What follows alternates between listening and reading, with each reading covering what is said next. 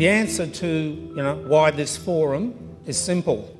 There can be little doubt that there is a growing number of people across the geopolitical spectrum who are becoming very concerned that the interests of democracy are no longer being well served in Victoria. Democracy is being eroded, is what's happening. The community feels disenfranchised, that they're not represented by the council because the council's decisions are being overridden by state government.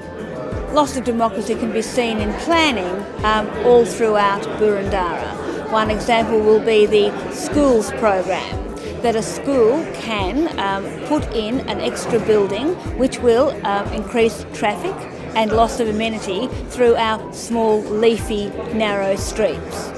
The first thing the neighbours will hear about this is when the bulldozers come in.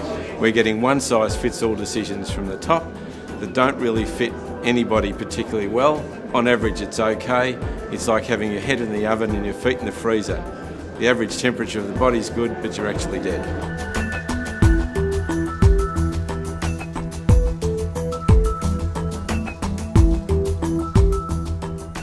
The government decided that they would want to tackle the issue of traffic congestion, and so they said we need clearways. There is no consultation, there was no benefit, bad policy for no outcome. It proved to be an ill-advised strategy that hurt business, cost jobs, achieved nothing, but sounded good.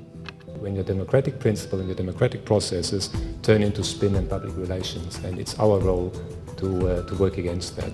In Frankston, we're a central activities district. There's a fear that there'll be development assessment committees. The state government selects a couple of people and a couple of people from the community join them and make decisions about what goes on in our city. Now that wipes out virtually the whole of the community in having a say about their height levels, about where buildings are, what their buildings look like, what their streets look like. I'm looking at the way, at the disgraceful state that planning is in at the moment. We don't want multi-storey blocks, for example, in the back roads around Balwyn or Camberwell, but we're happy to see development of appropriate nature along the main trunk roads. What's happening is that state government is actually diminishing our powers in relation to development. So we're gradually losing control, and that means people won't have the ability probably to complain about some of the developments in the future. We need mandatory controls in our planning scheme. What we need is more weight given to local policies.